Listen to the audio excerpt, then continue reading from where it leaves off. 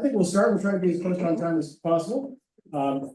Everyone, I'm Dave Fratello. I'm a local real estate broker. I'm here tonight, I guess, in my capacity as publisher of MD News. Yeah. We are one of the three sponsors of this event and want to welcome you here. I also want to thank everyone, thank the candidates for attending, our co-sponsors, the Haddon Beach Chamber of Commerce, and the League of Women Voters of Beach Cities, who, as you know, will be moderating tonight with your questions. For us at MB News, this is kind of a wonderful first for us to be sponsoring this event. I hope you already know MB News and rely upon it. If not, maybe tonight will be the time when you tune in and follow it. MB News is really something of a passion project for my wife Jean and I. Long ago, we kind of felt like there just wasn't enough quality, up to the minute news for people in Manhattan Beach, and we thought this really deserved it. And so somebody had to do it, so we did.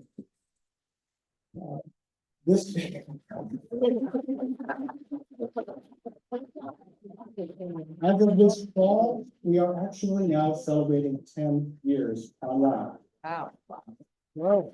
And that's a good start to my life to everyone.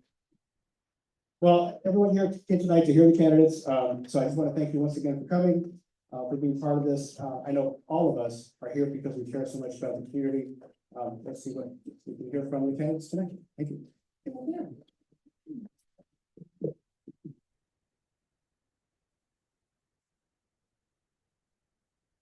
Well, welcome everyone.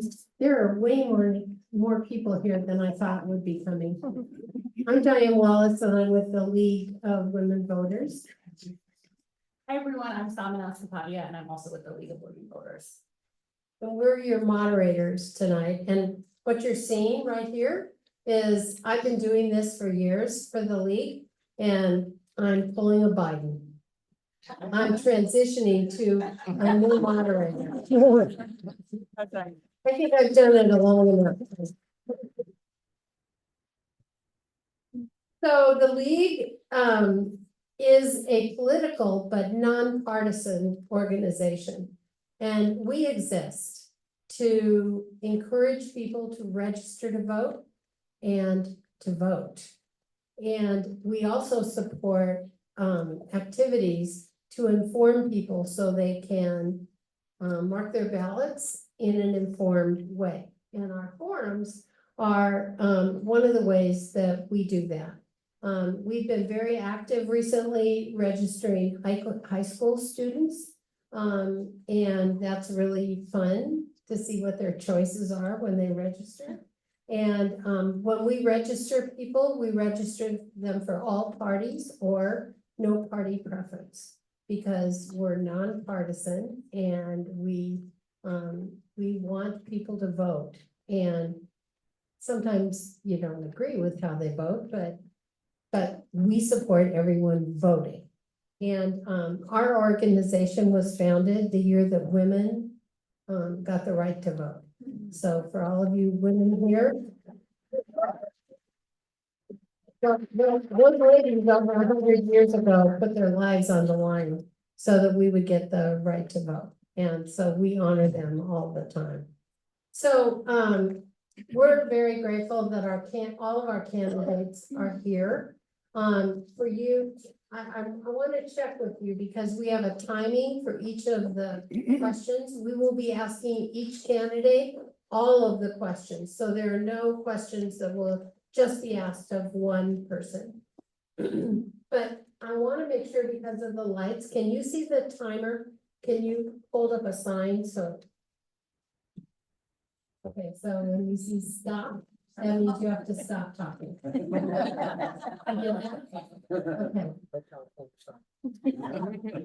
No sliding through the stop sign, no.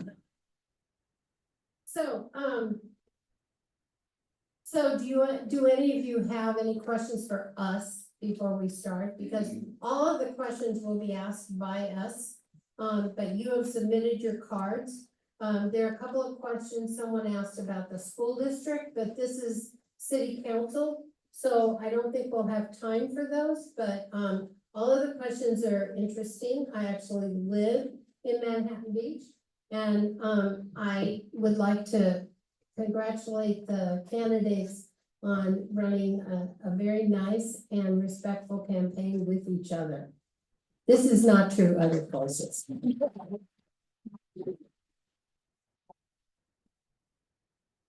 I recently did 2 forums in a local community and it was interesting, let's just put it that way. So let's begin with some of the questions. These have all been submitted by people in the audience. Yes. Right. Sorry. See, there's a reason why I'm gonna not do this. So each of you have 2 minutes to make an opening statement. And the timer will be showing you when to stop and give you a little warning about how many seconds you have left. And let's just go in alphabetical order. So Mr. Charelian, you may start. Can everyone hear me? Yes. Good evening and thank you for having us here tonight. My name is Steve Charelian. For 35 years, I've been committed to serving you, the residents, working at City of Manhattan Beach City Hall Finance Department, and most recently retiring as your finance director. As your city council candidate, I bring trusted leadership, experience, financial responsibility, and expertise in local government. I have attended more than 200 city council meetings and made over 100 presentations to city council on our community about our finances. As your former finance director, I was responsible for reaffirming the city's AAA bond rating, allowing the city to obtain lower borrowing costs, which saved our taxpayers money. I oversaw the city's finances, ensuring that your tax dollars were managed responsibly. I provided balanced budgets and financial advice to the city council, helping guide prudent decision-making. I bring with me much-needed institutional knowledge and expertise as the city is turning out 2 experienced city council members, also looking to fill the city manager position as well as the finance director. As your former finance director, I presented city council with a balanced budget of $184 million of this upcoming year with a 5-year forecast. I am the candidate that will bring common sense leadership, community focus, and will hit the ground running for you from day one. I have endorsements from over 10 current and former Manhattan Beach elected officials, including the current and former city treasurers. My wife and I proudly call Manhattan Beach home for the past 12 years. My 2 young sons and family are deeply involved in the community through schools, sports, and volunteering. As a dedicated PTA member and Chamber of Commerce member, I want to build strong community ties, and let's keep Manhattan Beach thriving together. Please vote for me on or before November 5th.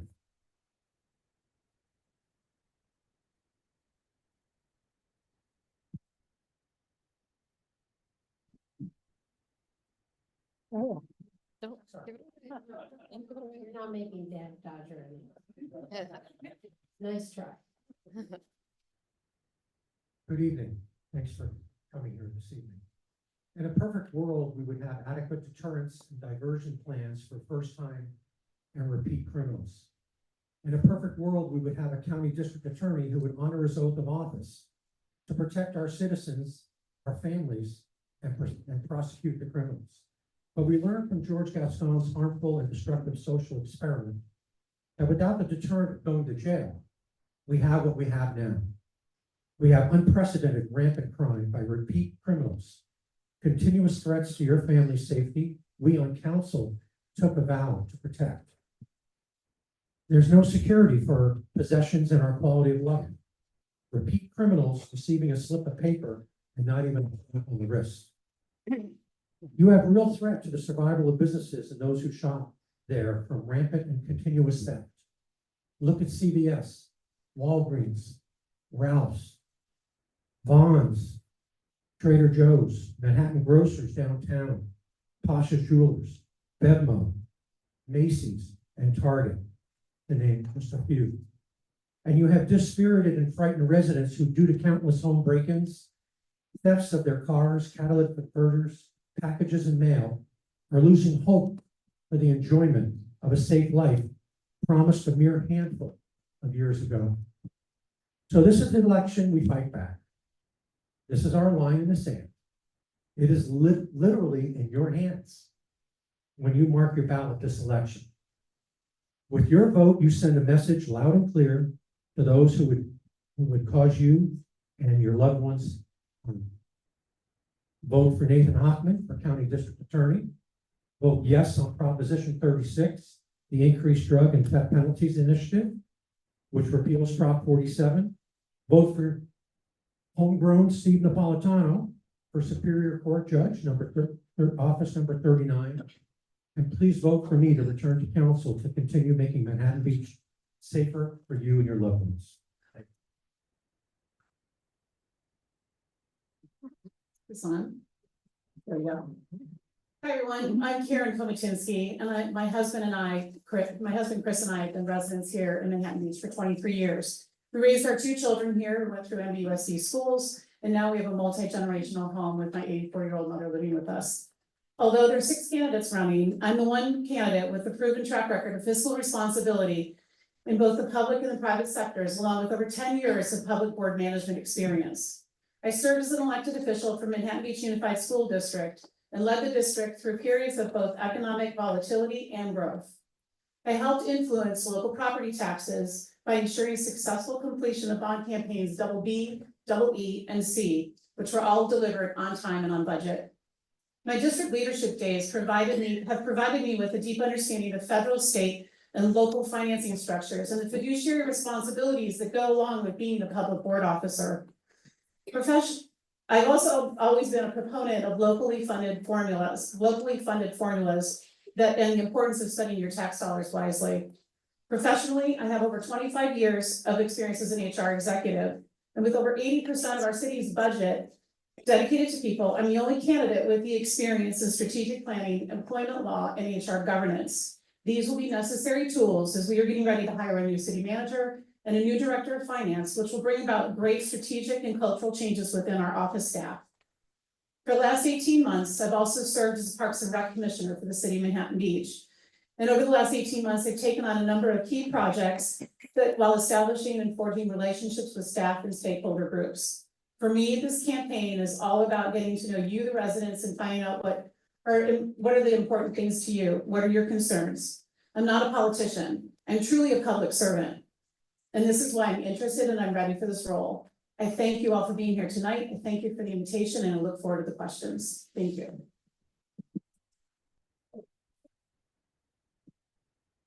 All right, good evening, everyone. I just want to again thank MB News, thank the Chamber and the League of Women Voters for putting this together. This is our last forum together with the candidates, and I would like to say before the gloves come off that it has been truly an honor to share this stage. I'm glad that our last forum is here at Maricosta. I graduated here in 2003. I was born and raised in Manhattan Beach, and I would like to say I'm not your typical politician, but my first campaign started here as the Commissioner of Campus Morale, and my family was involved getting signs up in the quad and getting the community involved. And I didn't expect that 20 plus years later, I'd be back running in a different platform like this. But, I think the joy of running in this campaign is really hearing from the community and what's important to all of you.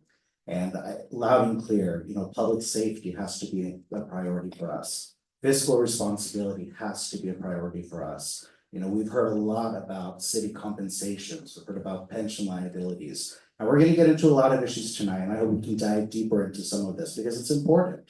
Accountability is important with our leadership. And for me, it's about celebrating the work that our council and our leadership have done, but it's about building on it. And we have a lot to accomplish in this election and beyond. So it is quite an honor. A little bit more about me. I serve on the Parking and Public Improvement Commission. I was also on the Cultural Arts Commission, where I champion the Rainbow Crosswalk that's in front of the pier. I've served on the Manhattan Beach Hometown Fair Board for almost 15 years, 3 years as president. And I like to tell people, if you want to know how I work with people and how I lead, talk to the people that I volunteered with. When I was president of the Hometown Fair, I had the pleasure of being president during our COVID year, where we had to strategically adjust and create a virtual fair where we raised funds, create a platform for our nonprofits and boosters. Thank you so much. Good evening, everybody. I mean, don't film me, please. Thank you. Thank you for coming out tonight and missing the Dodger game to be here. I'm Brenda O'Leary, and I will second what Joe Marcy said here. This has been, I didn't know what to expect. I knew it would be a contentious election at the national level, so it's nice that it's been so peaceful at the local level, and I feel like I've made new friends with other people on this panel. I am a 33-year resident of Manhattan Beach. I raised my daughter in these schools. She graduated here at Costa in 2023, so it's kind of nice to be back. I miss those days to go like that. My career has been more in investments. I work in capital raising. I've worked in that for 35 years for small family offices as well as large firms like Wells Fargo and BNY Mellon. Investments are an industry where integrity is of the utmost importance. If you don't have integrity, you're not going to make it. It's also an industry where you have to be the best. If you're not the best, you fail. In that industry over time, I've raised $4 billion. And that is because I approach our business with creativity and a high level of commitment. I feel like I can relate to our businesses here in Manhattan Beach because I start every single year looking at very high goals and saying to myself, how am I going to meet these goals? And I know that our entrepreneurs here in Manhattan Beach, it's a talent because you have to have vision, you have to have the creativity to commit that to achieve that vision, and then you have to have the commitment to be successful going forward. I'm also on the outdoor dining committee, which has been a great opportunity to speak with our restaurants, our stores, the people in the community, and also work closely with the city. So hopefully we'll have more time tonight to talk about what I've learned just from reaching out to the community and listening to what you guys need and what you want from your city council, which is so important. Thank you. Good evening. My name is Nina Tarnay, and I'm running for city council. I to thank all of you for being here today, because not only are you missing the Dodger game, but I know Trevor Noah is down the street. It was really tempting for me to not attend that, to be here tonight. But of course, I picked this because it's so important to me to be here and be here for our community. My path that took me here, I'm a refugee from Vietnam. So I grew up with we escaped 45 years ago. So I grew up with a real deep sense of gratitude for this country and service to whatever community I was a part of. Unfortunately, the community that I came to 25 years ago, when my husband and I first got married, we landed here in this beautiful community, and we've raised 3 beautiful children here. Colin, who is volunteering tonight in the corner hiding, he's my youngest, he's 16. And so I finally now have the time to be able to invest back into the community. I've been working as an attorney in municipal contract and water law. I currently work with a nonprofit water association. So I work with a lot of industry folks across the beach city. So having those relationships are really important. I've also had my own business, my own small business, a furniture store in Redondo Beach. So that's given me a perspective from the consumer side and working with city and understanding how difficult that is sometimes for small businesses. And I've been really involved in schools. I know a lot of you out there I've been on the sidelines with. So investing back in our PTA, our youth sports is very important to me. And I'm so excited to be here today and expand my world a little bit bigger in Manhattan Beach beyond our schools to serve the whole community. Thank you. Thank you all very much. So, all of these candidates, I want to respond to something that was in the questions. All of the candidates agreed to talk about themselves, their experience, their plans, and their intentions when they serve on city council. And they've agreed to not speak about other people and to only speak about themselves and their campaign. So some of you asked questions about how would you compare yourself to the other candidates? We can't ask that because we asked them not to do that. So just wanted to explain that in advance. So let's start with so you'll each have a minute to answer. You don't have to take a minute. We like terse answers. Here's one. Gas-powered leaf blowers are illegal, but they're everywhere. How can this be addressed? And so I'm gonna ask you to go in different order. So I'd like to start with you this way and go this way, and we're gonna change the order for every question. All right, I think that's gonna come down to enforcement. Unfortunately, if we have ordinances that are on the books and we don't enforce them, then people break the rules, and it comes down to that. So I'm not gonna take up the whole minute. I started working from home part-time during the pandemic. And honestly, I found it never fails. The minute you're on an important Zoom call, either somebody comes by with a leaf blower or the garbage truck shows up. So I think that that is something, just because people are continuing to work from home, we need to be respectful of that. And leaf blowers are extraordinarily loud. So again, as Nina said, it does come down to enforcement. And as a city council member, that is something that I would put more effort into enforcing, because I think it's only fair to our residents. Thank you. So I'm gonna tie this into some other pieces. It's not just leaf blowing, it's e-bikes. It comes down to all these violations that are not being controlled. And why is that? Because we're not seeing the police visibility. And we need to see more of it, right? We need to see the patrolling in our downtown areas, in our neighborhoods. We need to see it in our downtown. Our businesses are asking for it. You know, I know that in the last week, the council was asked to agendize incentivizing recruitment for additional police, and that's something we should really be aggressive about. It's something we should have addressed a long time ago, because we need it. We need to make sure that the police are visible, because it deters crime, and it's about being proactive in it. So even though we're just talking about a leaf blower, you know, I'm not gonna get too extreme here, but it's, you know, when you have the visibility, that's when you start to see some of these control items.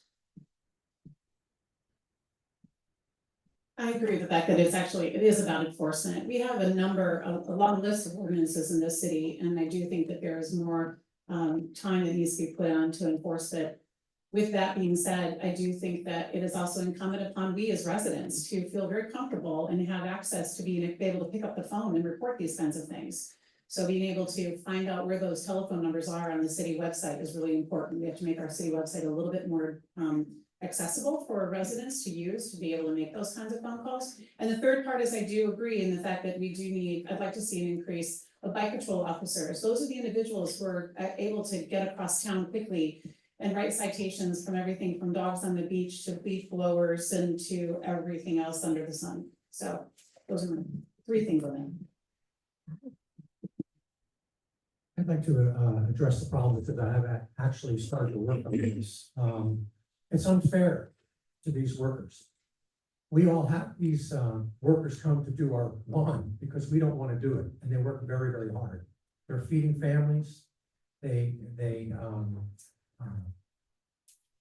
come on time. I mean, I don't think my gardener has missed at all. I can fortunately speak Spanish, so I talk with them a lot, and they're really become part of like a family. And what I've been looking at is we need to change out the gas mowers to electric mowers and electric, and it should be vacuums, not blowers, but gas, electric mowers and the hedge clippers and things like that. So I've been looking to see, they all have to have a business license in town. I'm looking for grants that we can swap out that equipment. It takes a lot of batteries though to do a day's work, but I think we can go ahead and make progress on that so that they will all be using electric in the future. I think it comes down to enforcement, just understanding the operation of business licensing and enforcement through the city of Manhattan Beach. You know, business licenses are paid once a year, and there's an opportunity to communicate, because you have a list of gardeners that you could send information to, and be able to have that positive dialogue and let them know that it's not appropriate to use it in this town. In addition to, the city just the past couple of years has hired a few code enforcement officers, additional code enforcement officers, to get more boots on the ground to do the active and proactive enforcement that is necessary. So I want to continue championing the ability to have more visibility in the, not just the code enforcement, but, as well as policing, 100%, the police department started, a bicycle enforcement early in July, and it's in a pilot program. They're working through getting the analytics, and I spoke to the chief about 3 weeks ago, and Thank you. Next question. Okay, full disclosure, this is my first time doing this and I just found out 30 minutes ago. Please cut me some slack. What is your opinion on the constant construction workers taking all the parking spaces, leaving residents and their guests with a real parking dilemma? And if we could start with O'Leary and come around, that would be great.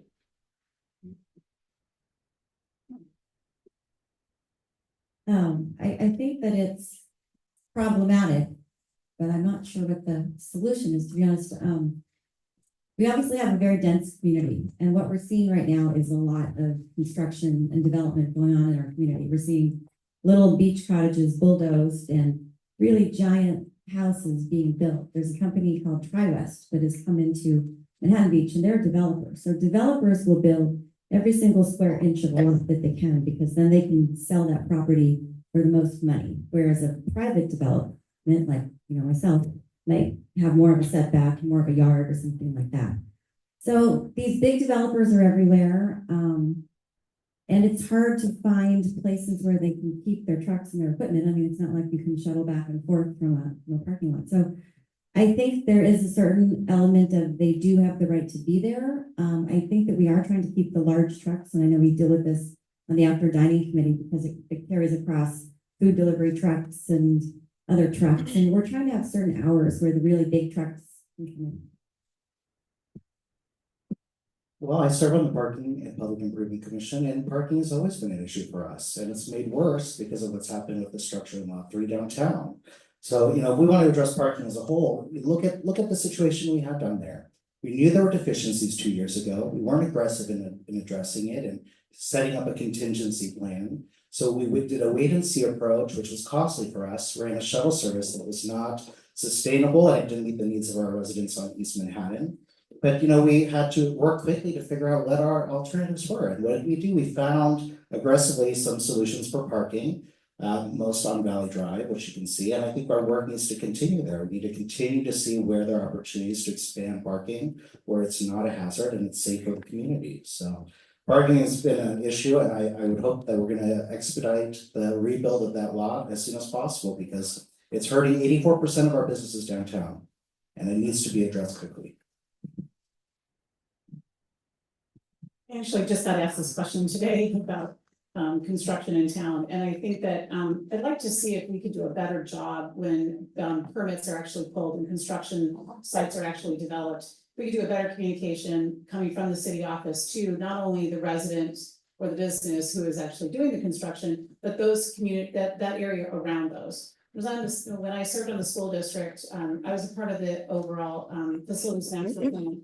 And we spent a year working with stakeholder groups and getting people educated as to get ready, here it comes. There's going to be big construction here. It's going to be loud, it's going to be noisy, it's going to be messy, there's going to be a lot of trucks.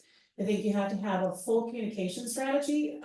Yes, you can take it from a school district size, but you can shrink it down to a residential property. I think that's really important to consider. We actually do speak when construction starts. We do have one of our building inspectors who's responsible for meeting with the community and is going to talk about all those things, the noise, the proper time to start. You can see that there are signs now that are posted and provide all that information. You got to be a little bit patient. And what I tell people is, because when in our neighborhood we had construction that would start and stop, it seemed, around our entire home when our kids were little. But remember, you have property rights. So that owner has the right to develop their property. Your home, whenever it was made, probably caused some inconvenience for the neighborhood. Remember, these are, again, workers that are trying to make a living. So it's well spelled out. If it's any problem, you can go ahead and call code enforcement, and they'll go ahead and come out. And they'll listen to you and try to find a solution.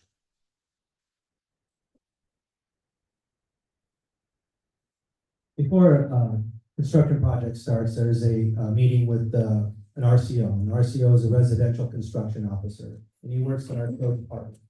And this gentleman sits down and comes up with a plan for the footprint, works closely with the residents, calls a meeting, works with the contractor, and does the best to mitigate the impacts for parking. So that's already happening. I'd like to take it a step further and just provide more communication out to the residents of that footprint on a regular basis to see if there's any impact that they're seeing. But parking's always been an issue. We have a very 4 square mile town, very dense. You start doing construction on the street, it's going to impact around. But there are things in place right now as we speak to mitigate that, and it's happening on a regular basis. I'm hearing about all the programs that are in town, but as someone who's been a resident here for 25 years, I don't think I've heard of very many meetings in my neighborhood when these projects have happened. So there have been times when we've had projects like 4 or 5 homes being built on our street at one given time. And the difficulty of that is it takes over all the parking. So I understand the frustration. So what I would like to see is some better planning and oversight over coordination of all. If we know in a geographical area, there's going to be 6, 7, 8 construction projects, have those companies coordinate with one another. I mean, we're just going to have to collaborate and work together to find solutions, because it's true. We don't have enough parking, and the contractors and the workers are also frustrated. So I think it comes down to collaboration.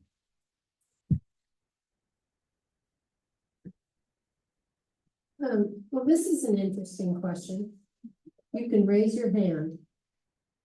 Since this is a nonpartisan election by raise of hands, have any of you taken PAC money? You know what a PAC money is? Political Action Committee.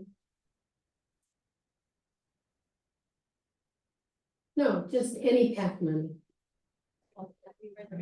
Who we took PAC money from? Sure. Okay, so I'm actually endorsed by, it's called BizFed PAC. It's a business, it's a huge, represents 420,000 business owners and 5 million employees across Southern California.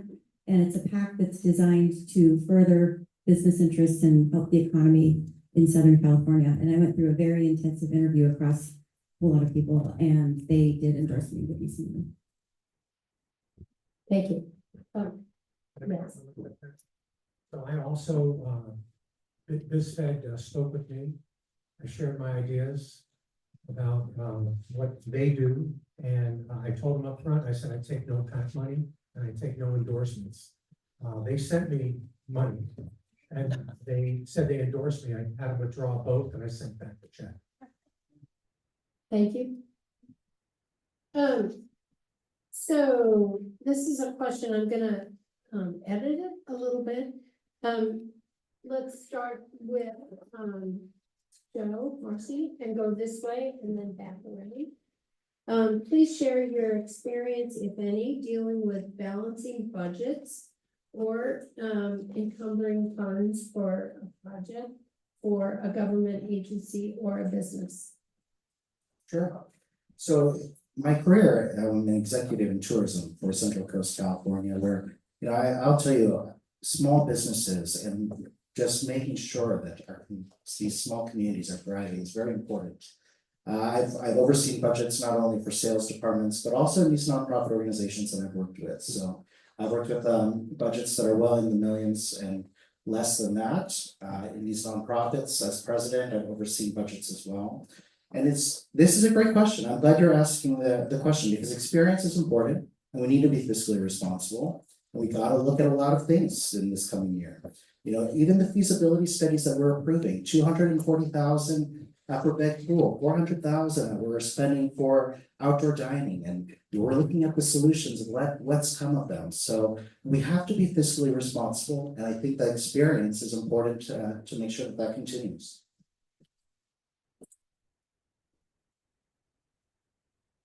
Well, so I served the school district for 10 years and have had 10 years of very large scale budgetary experience. Also in that though, not only working with the budgets itself, but also working with our union relationships, with our 2 unions that we have here in our school district. In addition to that, I was also as I mentioned earlier, as a part of 3 bond campaigns, as well as some parcel tax campaigns, et cetera. So I am all about trying to keep our money local. I am all about trying to continue to manage those monies as fiscally as possible, as fiscally and successfully as possible. All 3 bond campaigns that I worked on, all were delivered on time and under budget. Most of this room that you're sitting in was because of those bond dollars that we brought in. I'm very proud of all that work that we did together for those 10 years. I now, on the Parks and Rec Commission, I am part of a budget at that point that supports activities coming out of the Parks and Rec.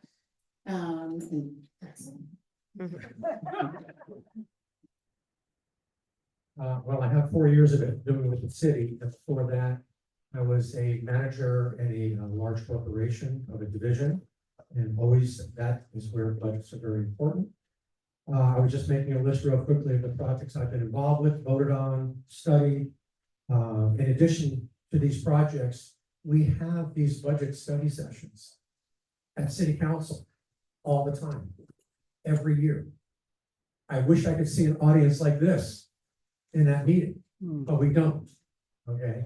And my colleagues exhort the same thing. Where are the people? Get your input. So in the future, please remember that. Come on in. We have a work study program of identifying the projects that need money or need to be done. And as such, I just put down fire station number 2 in East Manhattan Beach, Peck Reservoir, big pool, outdoor dining decks, the additional study part, Pollywog Park, the new play structures there, Sand Dune Park.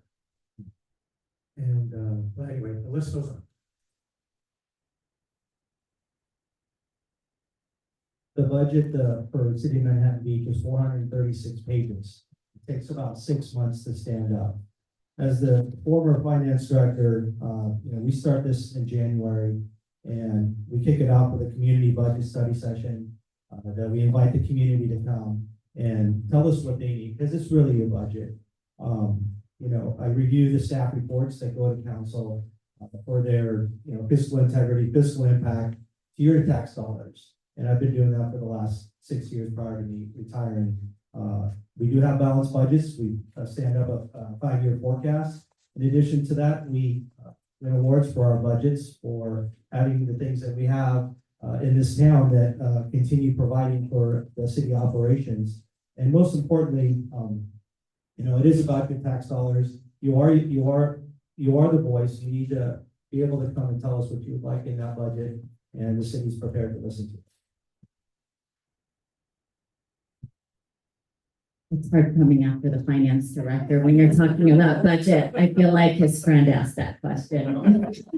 No, teasing aside, having had my own furniture business, I balanced that budget. And then for the past 10 years, I've worked for the West Basin Water Association. It's a nonprofit, and I'm the only employee, so I balance that budget. And then I also work for the West Basin Water Rights Panel. It's an arm of the court that oversees work in the West Basin, and so I balance that budget as well. So I ran a division for a company, a bond firm downtown called Payton and Regal for 10 years, and I had employees across the country. So we obviously had a budget that we had to meet. As a bond firm, we were actually on the other side of this trade. Steve would issue the bonds and we would buy it. So we had to understand exactly what was going on here just to evaluate the true quality of that bond at an institutional level. In addition, I helped my husband here start a life sciences real estate development firm about 9 years ago. Anybody that starts a business knows in the early days, you're really scrabbling to just make your ends meet. That company was bought by the largest real estate developer in the country about 2 years ago. And my husband still works with them, and I helped them from a capital raising standpoint start their first fund.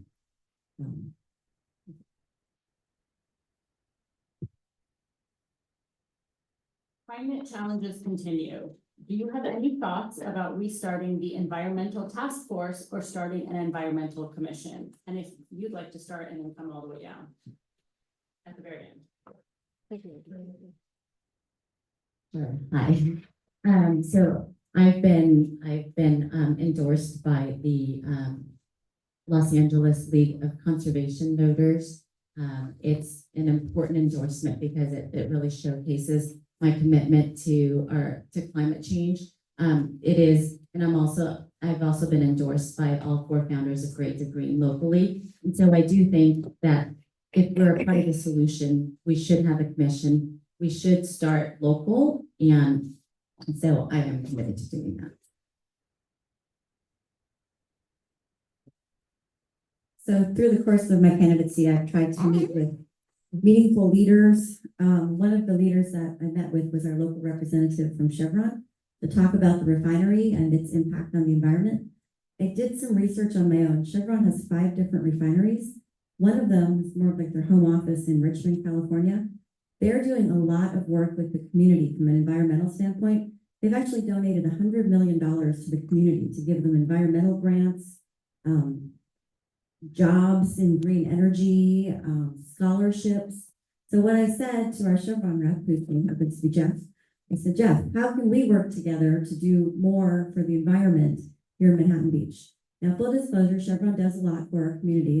They do a lot for our schools, and they're good partners, but I believe we could do a little bit more from an environmental perspective with Chevron. You know, we have a responsibility when it comes to sustainability to do our part, and it has to start with our city leaders. It has to start with our governance. How many electric vehicles do we have in our fleet? You know, you have to ask the questions, you know, what are we doing on our end to make sure that we're meeting those needs? You know, we were running a shuttle service this summer that was running between 9 to 12 hours a day. And that was not a sustainable practice for us. And we are an outdoor active lifestyle community, and there's a lot of work to be done. And as we look ahead of future events, the Olympics will come in 2028 and other events. We need to make sure that we are promoting that, you know, sustainable practices are important to our community, to visit responsibly, to do our part. And it falls on all of us as a community to do that. But we need to make sure that we're doing everything we can on the city side to make sure that we're offering recyclables, that our vehicle fleet is electric, and that we are promoting any alternatives as well without hurting our local businesses and putting a burden on them. I think that we have a responsibility, given the fact that the ocean is right there. And that responsibility is everything from your occasional weekend beach cleanup to making sure that patrons who come here treat our beaches properly, our strand properly, etc. From that, I think we also have, I do think in this town, we have a great relationship with Waste Management. They are huge supporters of our city already. They have incredible environmental programs that they offer at the school levels, throughout our community, etc. We've got a great relationship with them already. I think we can probably enhance that even more so. And historically, we've had city council members who actually did have some youth advisory groups that were focused on environmental tasks, kinds of things through our local high school. I'd like to bring that back. That's since left when Nancy Hersman left council a number of years ago. And so I think that's really important to get the kids involved with that. It's the whole reduce, reuse, recycle that we used to sing when they were all in elementary school. So I'd like to bring it back. Thank you. So we have a sustainability commission. I believe it has between 8 to 10 community members. I'm not quite sure. Haven't heard too much about their meetings, but there have been a lot of projects. That doesn't mean everything stands still. Look what we've done. I mean, with your help, we fund the storm drain system. So that's where stormwater runoff goes through the streets, picks up materials and garbage and goes right through the 28th Street filtration system. And that has a big impact on returning cleaner water, you know, back to the ocean. We had a dune restoration project that was in association with beach community.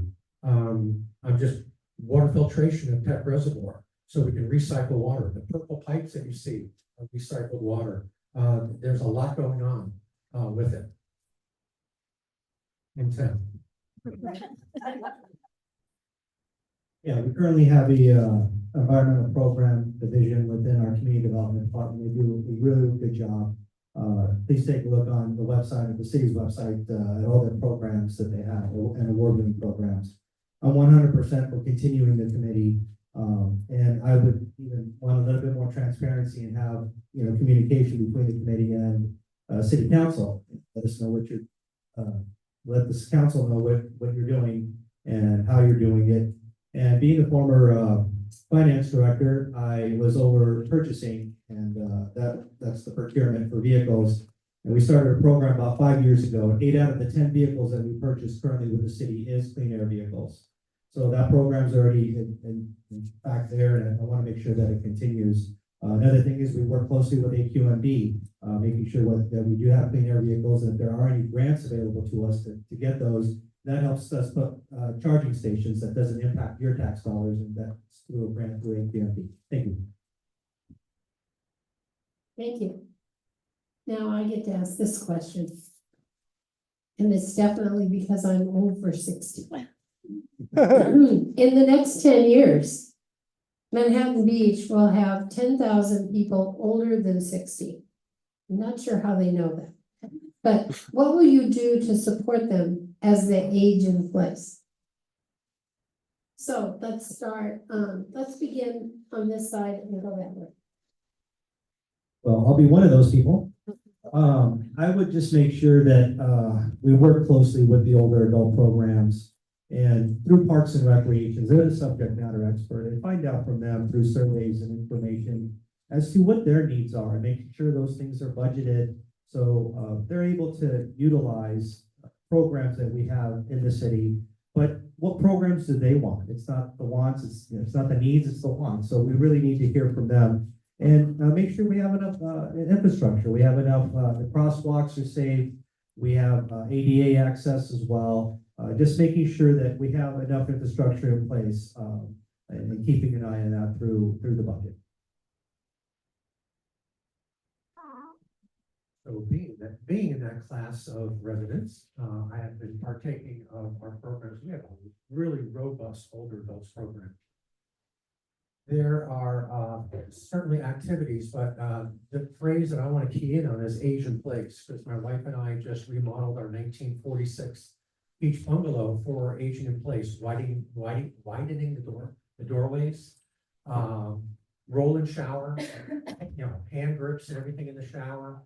We've actually kind of logically set up the house where we could have a caretaker live in the original three bedroom, 1 bath part of the house, and then we could live in the back, sort of like a junior ADU type situation.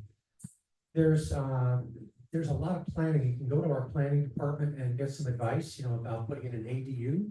And unfortunately, this is Sacramento. They designed the ADU program, to increase affordable housing. The vast majority of the ADUs are used by family members. So I obviously I'm living that world already with having an 84-year-old living in my house currently. We have an incredible older adults program already, from everything from health and physical kinds of things to technology. There's technology classes there to teach some of these older adults on how to use a cell phone, which thank God for that, because I can't do it any longer for my mom. But I do think some really important things are, I'd like to see the Scout House get completed. That's been a project that's been just sitting there, not getting completed, and that needs to get done.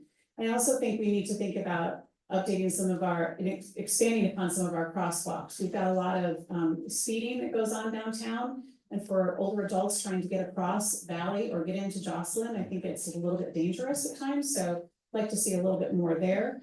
And I think that maybe part of that is diving into the planning department and finding out what else the planning department could really offer, because there's a lot of us who are gonna get to that age. My parents are seniors, and they're everything to me, and I have advocated and championed taking care of them over the years. And the median age of council, I believe, is somewhere like 63. So I expected that to be more aggressive in getting more things done for our senior community. Even looking at the programs that we're offering at the Jocelyn Center for arthritis and fitness courses, we're charging quite a bit of money for our seniors to take part in this. we shouldn't be doing that. We need to expedite and make sure that we're aggressively completing the adult and scout house. So that there's a facility that is able for them to use. We gotta be offering these fitness and courses and programs that are accessible and affordable. And we gotta just do more in regards to parking as well. We need to look at opportunities for older adults to have reserved parking, because that's more challenging for them in their age as well. So there's so much to be done. I'd love to work with the chamber too and find, ways to work with our local businesses to advocate for our senior discounts and senior community, because it's important. It's important. It's our generation that's taking care of them. So our seniors are the largest demographic in Manhattan Beach. And it's very important to our community that we keep them out and about. It's good for their mental health, it's good for our restaurants, it's good for our stores. Our seniors tell me that they like outdoor dining, they like the ability to sit outside. I believe the Scout House is so important to keeping our seniors out and about. On my website, I describe a program that I've invented. It's called Dogs and Donuts, where we team up with some local rescues, and maybe once or twice a month, we all have coffee together with some rescue organizations, and the seniors can interact with the rescue dogs. And maybe after the coffee, if they want to go on a walk, we all go on a pack walk together. And it's nice for the dogs. And some of the seniors tell me they can't have pets anymore and they miss their pets.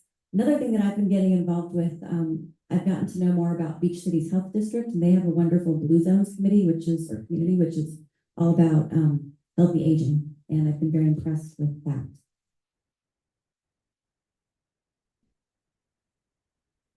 I think as a city, we should address it in a number of ways, which is facilities, right?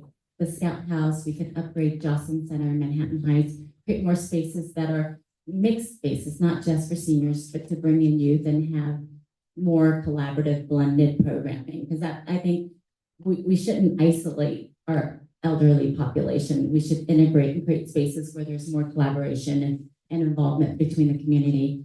I volunteer with Torrance Memorial Hospital, and I'm on the foundation board at Little Company of Mary. We do a lot of educational programs, so I'd love to continue to bring those programs into our community, because no matter what we do, at some point there are going to be issues that all of us have to face. So having access to those educational programs and then those facilities when the time comes. What is one unique reason why they should vote for you? And if you'd like to start in the middle, Karen, and then go over.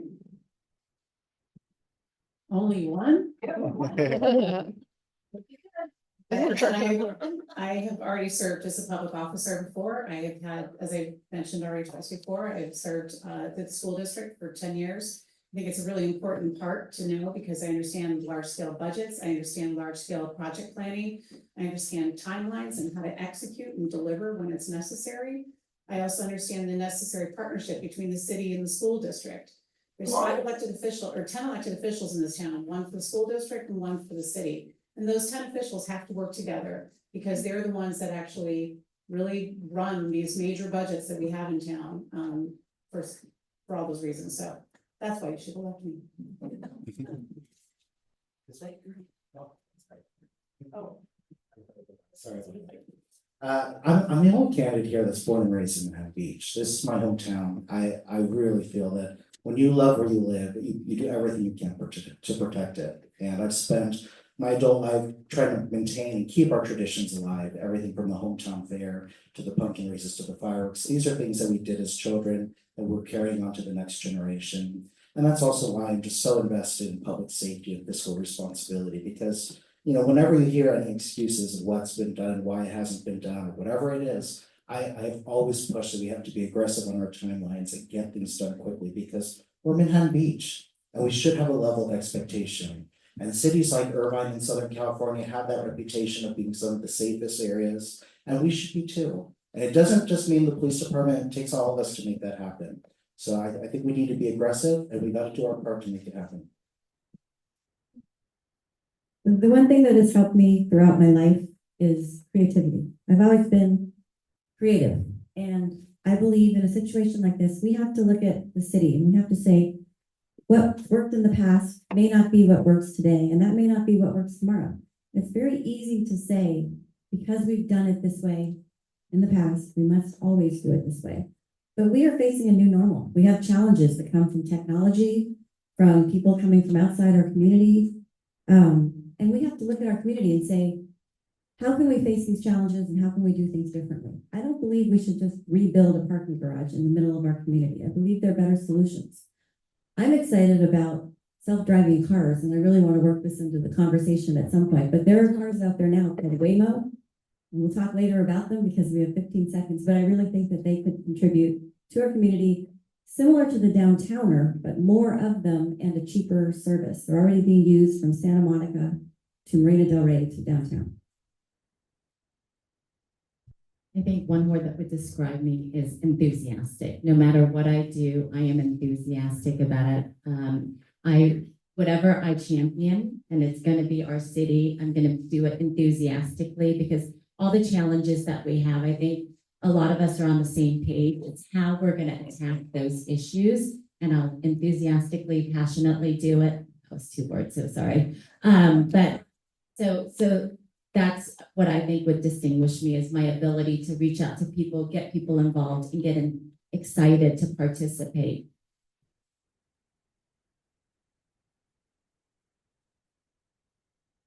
This is the most important election that we've had in the last 30 years. As I mentioned, we have a lot of institutional knowledge walking out the door, and there are 2 key positions in the city that need to be filled that have about 7 years of experience between the 2. When you're buying a home, it's all about location, location, location, right? So this campaign is about experience, experience, experience. That's my one word. You're going to get a person that's going to hit the ground running, that understands full 180-degree view of the city operations, that's had to come to a consensus with 9 different department heads, from Parks and Rec, Police to Public Works, and stand up nearly a $200 million budget. In addition to that, elect me for council, I'll only have to come to consensus with 5 people, so I'll get a little bit easier. Thank you. Great. Well, thank you for the opportunity to answer this. Well, I have 4 years experience on council. I ran my first campaign in 2019 and I lost, and I learned a lot from that. And I've always told my kids that failures are the stepping stones to success. So I learned a lot from that, and I won in 2020. I work hard. People always mention that, talk about that about me. I work hard. I'm always trying to find a solution to the problems. Thinking outside the box. We have, as council members, we have one-on-one sessions with the city manager. That's where we put our input for solutions that could possibly help the city. And I've been very active in doing that and providing robust solutions to some of these really hard problems. And as many of you know, I listen to you. You are the greatest source of inspiration, but also problem solving and great ideas. And hope you re-electing the city council. Aren't you glad this isn't the national stage? And aren't we all glad that these 6 individuals took time out of their personal lives to, number 1, submit papers to run and be candidates, and then run a campaign, and hopefully then serve on city council? Give them a hand.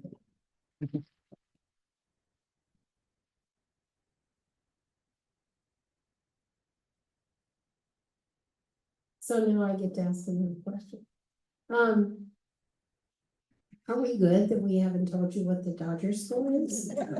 Because of 2 people right there? I'm just kidding. So here's a question. Why would voting yes for Proposition 2 be good or bad for Manhattan Beach? And what are your thoughts on that? So, Joe, how about if we start with you, go that way and come back this way? Joe Franklin. Sorry. Okay. So Proposition 2 is a bond measure. I believe it's about $10 billion from the state that will be shared with school districts across the state. You got to look at the numbers too. Steve, I might need your help, but I mean, that's putting the state into an obligation of $500 million a year. with a $10 billion bond. Now, the state gets plenty of money for education. The challenge is they don't give it to everybody because they have a local control funding fund. And that's patently unfair in my estimation. Are we an overachieving school district? Absolutely. And you are all to blame. Okay, because you care about your children, you teach them, you take care of them. So I don't think we should be penalized by the state. It's a really difficult decision to make because we want to encourage them. We all have our property tax statement. You see what the state gets. They need to bring that back to the cities.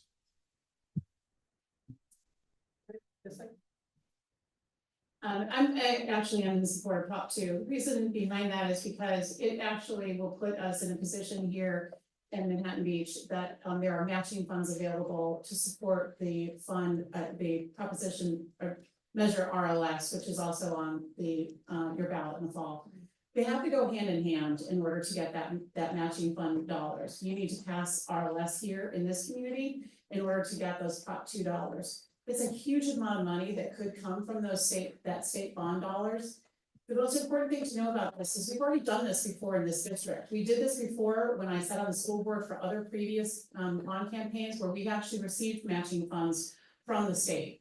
And so we've got metrics that are in place here in the school district between having community residents participate on a bond campaign, as well as we have some pretty visionary people at the district level who really have, in fact, helped make sure that those bonds do come in.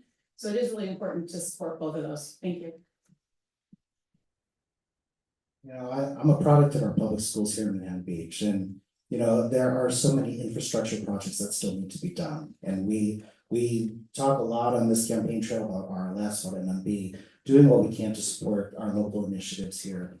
I have always, and I will always support our schools here because we are cultivating leaders. I absolutely believe that is true, and we need to continue to do so. You know, when you look at infrastructure, it is so sad that it starts on the school level with our youth, and then you look at our seniors that also are having struggling facilities. It goes full circle. There's so much in infrastructure that needs to be taken care of, and that's why we need to address a lot of these measures. And I hope that you are, and I appreciate that you're all here tonight because I know you're all informed voters that are going to make a difference in this election.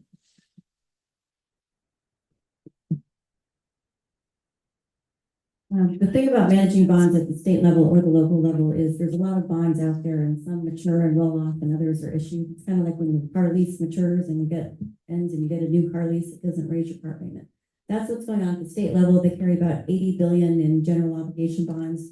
And here at the local level, we have Measure RLS, which provides matching funds. So Prop 2 is a $10 billion infrastructure bond for the schools. It will likely pass because there are millions of dollars behind it and there's almost nothing in opposition to it. We haven't passed an infrastructure bond since 2016. So we need to have RLS on the ballot, which is the other side of that. We have a $200 million bond on the ballot, which will receive $57 million in matching money if Prop 2 passes. Everyone around us has these bonds on the ballot. Redondo, PV, Pasadena has a $900 million bond on the ballot. We need the infrastructure money. Our infrastructure dates back to the 70s. Our schools are from falling apart, and we don't have any money left.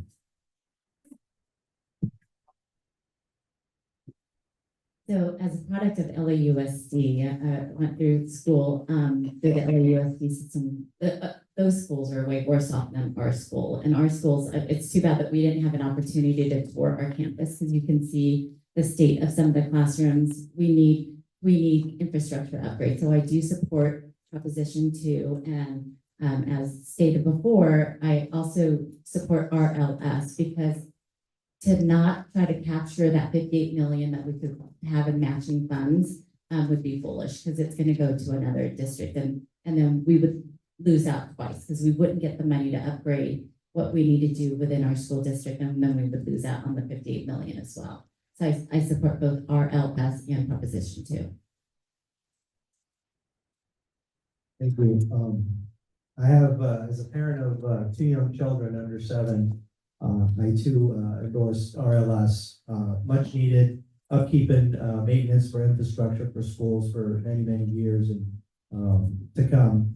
I think that goes hand in hand with Prop 2. I think you heard about the matching fund, so I would approve the vote.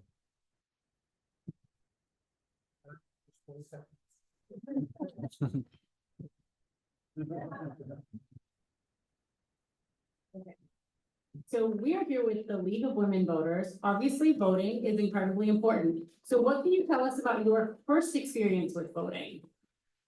Thank you. Thank you. Oh, actually, can you go first? Oh, yeah, sure. Let me repeat the question. What can you tell us about your very first experience with voting? Well, for me, I mean, I believe, how often one votes and who one votes for is kind of a personal decision, and local elections are nonpartisan, so it's best to vote for the most qualified candidate. Well, wait, maybe you didn't understand. Do you remember when you first voted? How old were you? How did you find the experience? Tell us about Yeah, going into the I voting didn't, booth. oh, I'm sorry, I didn't know. Yeah.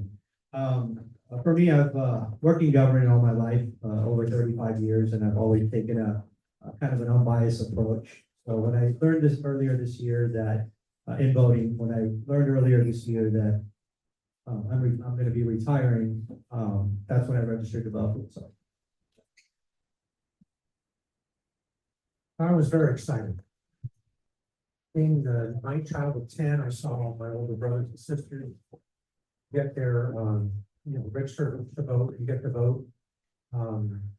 There was a lot of World War II veterans in our neighborhood, because I'm a baby boomer. I'm in the middle part of the baby boomer, so I admired those veterans. We saw during World War II you talk about existential threat. There was an existential threat that we may not be able to vote ever again. So to me, voting is very, very important.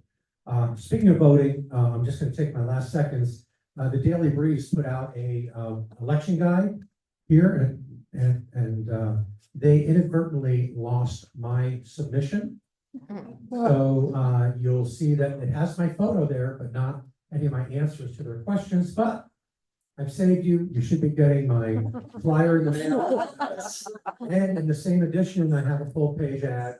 And between the two of those, you can see where I stand. I had to do the math because I had to try to remember, like, how old was I? What was happening at that time?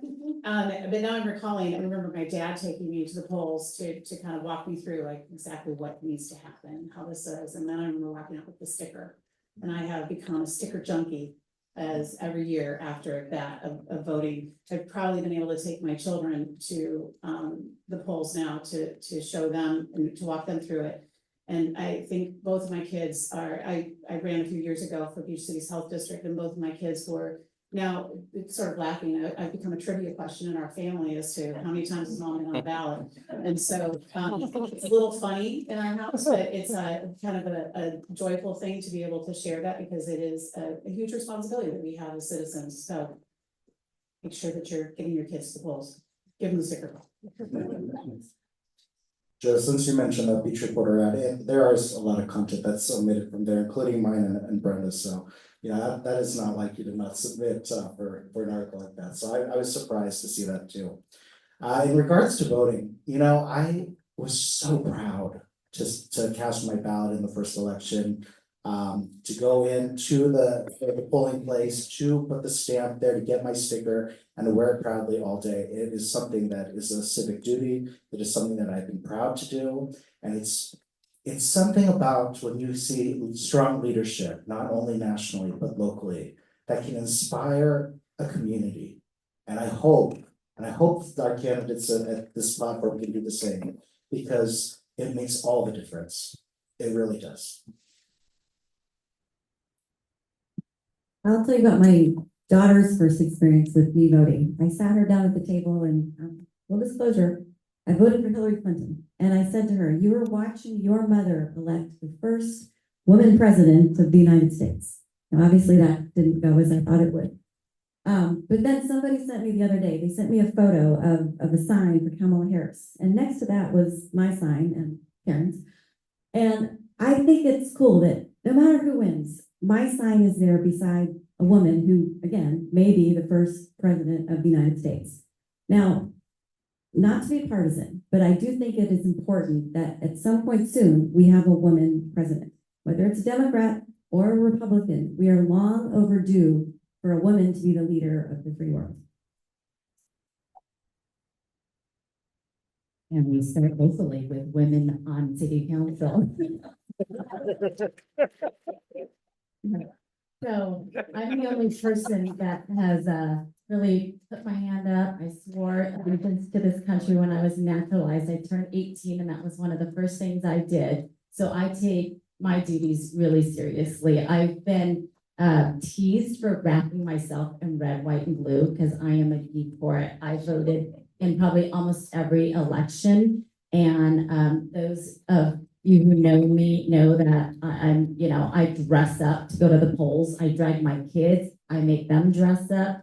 So it's a little embarrassing for the kids, but I really take great joy and pride in doing it. And so, yeah, it's such an important part of our democracy.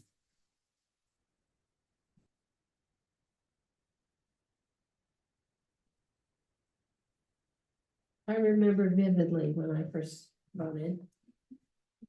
And I met one of the presidential candidates here in California. And every time I go and vote, I remember the suffragettes. And I wouldn't miss an election. I have always voted my life. So here's the next question. There's a joint use agreement between the city and the school district. What are your thoughts about it? And would you suggest any changes? So, I know, let's start with you and go this way. Yeah. You want me to repeat the question? Joint use agreement? Yes. I support the joint use agreement. I think it's important for our cities to support our school. For those of you who are unfamiliar with it, I think we're 1 year into a 10-year agreement between the city and the school. The city pays the school, I think it's around 9 million. I know there are some adjustments. But so I, and that gives public access to school facilities, parks, bag pool. That's the wonderful thing about our city is the collaboration between the school district and city hall. So I support it. I think we're only a year into it and it seems to be working well. From what I can see, so I support. I support joint use agreements. I support that one. I think it's a good way to get things done on both sides. I support public-private partnerships. There's one right now that we're looking at with the Bay Club, where instead of renovating big pool, which costs a lot of money because it has to be made ADA compliant and it has to all be union labor because it's a public property. So the Bay Club has offered to build 2 outdoor pools that we can use for the community if you're not a member of the Bay Club. So, there's deals like that that can definitely help further our needs without a huge cost outlay from the residents. There's other ways we can use public-private partnerships to enhance our community. As I mentioned, I'm not a fan of building up parking structure 3. I'd like to see us underground it and then possibly do some sort of a public-private partnership to put something on that lot that would be very meaningful to our residents. I would assume that most of us would be aligned on this. The schools are the heart of our community and we have to support and maintain that agreement and continue that and be good partners. If we're discussing Big Pool here, yes, I also support looking at the partnership with Bakewell because it makes the most sense for the community. It would expedite the process and it would be fiscally responsible for us to explore it. We're an active lifestyle community. We have had Olympic athletes in our community. We have had, people that have just enjoyed our outdoor facilities. I would never want to touch Polywalk Park. I would put a moratorium on any builds there because our green spaces is important to us. And getting Big Pool done would be ideal in a time frame that is reasonable. We put 400,000 into a feasible study for outdoor dining, 200 plus for Big Pool, and hopefully we can come up with some solutions quickly. The joint use agreement between the city and the school district is a very important document, not only for technical and financial purposes, but I think it's more important from a relationship standpoint. These are two that, as I mentioned before, it's really important to have a very strong relationship between the school district and the city. The school district actually owns property in Pollywalk Park, and so this whole conversation that we're having about that pool, and it is the heart of the city, and it has been a jewel for a very long period of time. It has also outlived its life. And we do have to address that in a joint partnership between the district and the city itself. Being on the Parks and Rec Commission, I've worked with a few other colleagues who we have gotten into that conversation in quite a bit of detail. It's not a done conversation. It's not an end conversation. Yes, there is exploration happening with the Bay Club partnership, private partnership, but that's far from a done conversation also. We need to have continued conversations about these kinds of things, but the joint use agreement is very, very important because it really does bring the two together. Thank you. So I was pleased and very privileged to be on the subcommittee between the city and the school district. And of course, we always talk about the joint use agreement. My family benefited greatly from it because the city pays to maintain the fields and then the Parks and Recreation and go ahead and put programming on those fields. And so it's a quid pro quo. The city also pays for the 2 school resource officers who, I don't know if it's a good thing they knew my kids by the first name. But that was very important. And also the city pays for the 22 crossing guards. This and a while back in the recent past is the city paid $1 million to put up fencing and security measures at all the campuses. I am in favor of keeping it strong, and it's great to have that dialogue. We talk once a month on the subcommittees. Yes, I'm all for the partnership and collaboration that we have with the school district. I'm also a believer in the public and private partnerships as well. We engage in with one with the older adult and Scout House capital improvement, and we got about $2.3 million from the Scout House, Friends of the Scout House, and the city put in about $5 million there, and that's going to be completed here in the next 2-3 years. It's taken a little bit longer than it needs to, but the city's on it. They're looking at it closely. And I do believe that we're kind of at the end of life with the pools, and the public-private partnership is important. We have a lease with the school, most don't know, for Pollywalk Park, and we pay $1 as the city to use Pollywalk Park. And we keep upkeep and maintenance of that park, as well as Joe said, the resource officers and the crossing guards is something that we do. What is your opinion of the services offered by the Beach Cities Health District, and do you have a position on Measure BC? If Joe Marcy would like to go first, and then we can work our way around. My family takes advantage of some of those classes and services that they offer, and I have expressed my public support for BCD. And it ties back that there are opportunities to help our senior community. I absolutely support it. So, there's just so much that still needs to be done in the community, and we're trying to meet the needs of all of our demographics here. And our senior community is just as important as our youth and our young leaders. And to meet those needs, I definitely will provide them support and advocate for them as much as possible.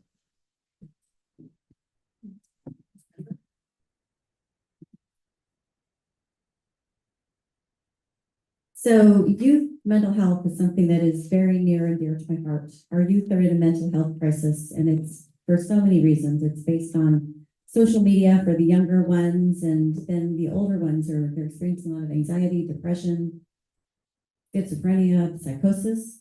Some of that is from smoking pot. Now, the new pot that people are out there smoking these days is, in the 1990s, it was about 5% THC. The new pot is about 99% THC. So if you talk to somebody like the ER doctors at UCLA, they're saying that they're seeing teens and young adults coming through the ER every day with psychosis from smoking pot. So it's very dangerous. Beach City's Health District has Alcove, which is a mental health center designed for kids ages 12 to 25. I believe it is so important to this community, and I do support Measure BC. I hope you do too. I hope my son and the other volunteers are listening to Brenda talk about how bad it is for you.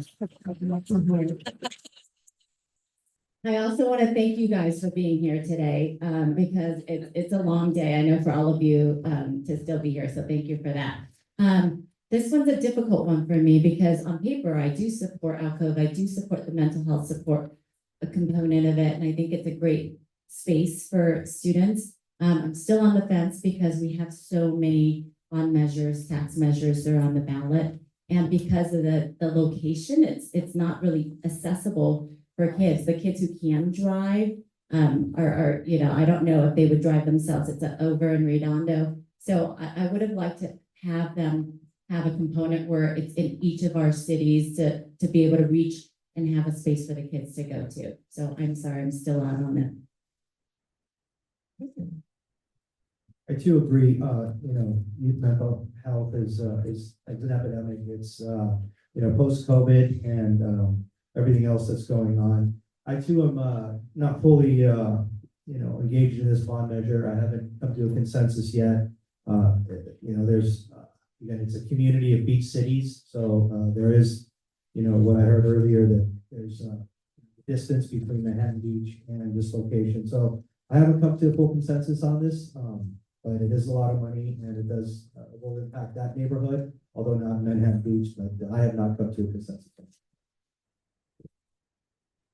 So I want to make this interactive. How many here have actually used services at Beach City's Health District? So to see about maybe 4 or 5% of you have used it. And there's more. Put your hands up high so he can see. It's more like a bathroom. Yeah, because I think we have some geography issues, where it is, and redundancy issues with what they offer. I personally like it. I toured the Alcove when they were the youth mental services facility, and it's very helpful. And I think that should be maintained. I'd like to see them go maybe offer some more homelessness services, because that's a big challenge that we have. Is that I'm heavily involved with the homeless solution that we have, but the services that they need, the remediation and the diversion services, which I want to see for homeless and also for criminals, that needs to be a little bit more robust. So I think that Beach City's Health District has done a really fabulous job we saw a lot of it really spike, their attention really spike during COVID and all the services they offered to our schools and to our local residents during that period of time. I think the Alcove program is absolutely stunning for what it has offered, and it really kind of has been a safe haven for a lot of kids who really are struggling and need those services. I have to agree, I would like to see, it'd be interesting to see how much more impactful or much more involved they could get with the unhoused programs and challenges that we have. A lot of these unhoused individuals need mental health services, they need medical services, and it is a public safety issue for them as well as for businesses and other residents. But I think I'm still a little on the fence about it, honestly, because I think what I'd really like to see is I'd like to see a bit more integration from UCHD into our zip code. It's an entity that it is stretched over 3 cities, and while its physical footprint is Redondo, I would really love to see more of a presence in Manhattan Beach for all of us. Thank you. You guys are great. Give them a hand. So our next time frame was 7 o'clock to 8:30. I believe the game is still going on. If we answer all these questions, you should have brought sleeping bags. So we're going to give all of you a chance to make a 1-minute final statement. And then you can leave your last form. So, Naya, let's start with you and go this way for your final statements. My name's Nina Tarnay. Nina, sorry. That's okay. What did I say? So I'm running for city council, as you all know, and I have the qualifications to do the work. Microphone.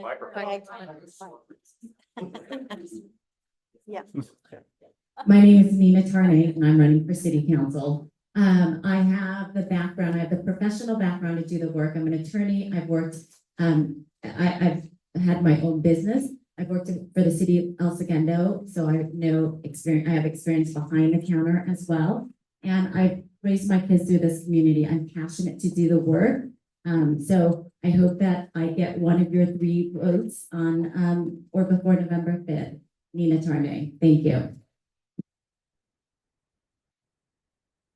Hi, Brenda O'Leary. Thank you for this opportunity tonight. I've done a pretty thorough job of detailing all my initiatives at my website, brendaoleary.com. Also a shout out to Tracy Wins, who's not here tonight, but she let me feature all of her photography across my website. So no matter what you think of the content, it's quite beautiful. So thank you to Tracy for that. I will represent you on the city council with integrity, with creativity, and make sure that you are being listened to and that you have a voice in the community. It's so important, and I believe it's so integral to success to be able to build relationships, listen to what people's needs are, and then come up with creative solutions to solve your problems. So I believe that this is a very interesting moment in our city. We're going to need creative solutions to face new challenges that we haven't faced in the past, and I'm the person to do it. Please vote Brenda O'Leary for city council in November. Thank you. Again, I'm Joe Marcy. I want to just say thank you to all of you for being here. And again, thank you to this wonderful group of candidates that I have the pleasure of working with on this campaign trail.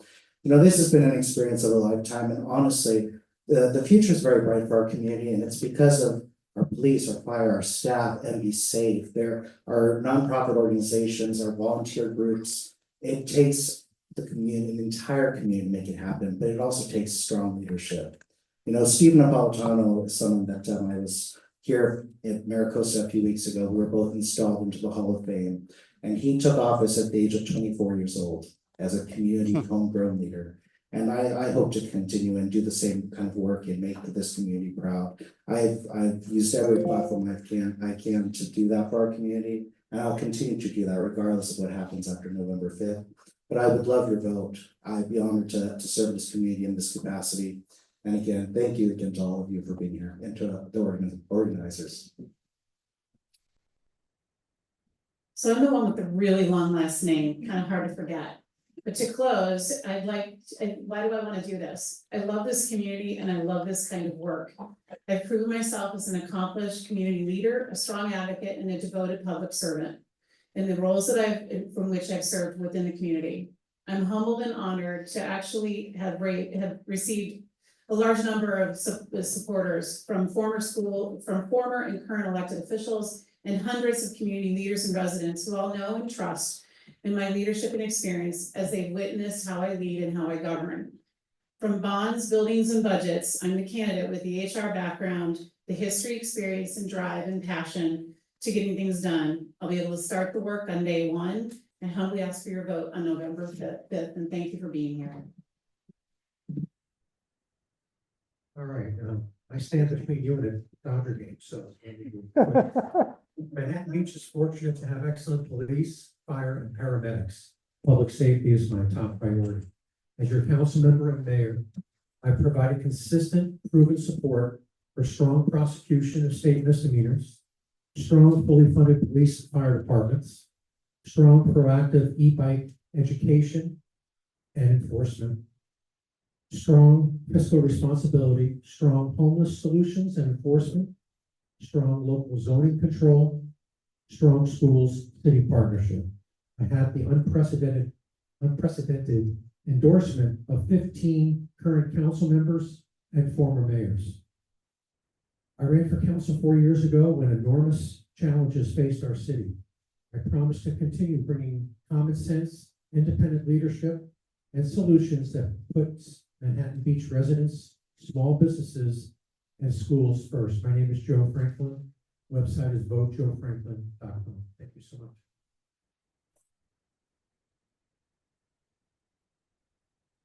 "35 years, I've been a public servant to this city. And I'm very fortunate to have planted some deep roots here with my beautiful wife and children over 12 years ago, and just embedded into the community in every aspect. I want to continue doing that. I want to be our voice. I want to be your voice. And I want to continue being, providing consistency to a very challenging time, common sense, solution oriented. I was in finance leadership when we navigated through the Great Recession. We didn't lose any services then because it was just a strategic being able to pivot financially to be able to do that. The pandemic, global pandemic, once again, no services were lost. I was the only department head then that walked into City Hall because I knew that there was needed leadership when all my other peers were in different cities. So again, solution-oriented, consistency. I want to be here, continue watching your tax dollars as I have for all these years. And I'm going to be in this community a long time. So look forward for your vote. Vote Steve. Thank you all. The League would like to thank MB News and the Chamber of Commerce for co-sponsoring this event. For those of you who are voters, the League offers all candidates here and at other levels the opportunity to put their candidate information into 411 vote411.org. So if you're interested in additional information about our candidates, other candidates who've taken the opportunity to put their information in, please go to vote411.org. So thank you again for coming. You're great for them. Love working here. Grab it.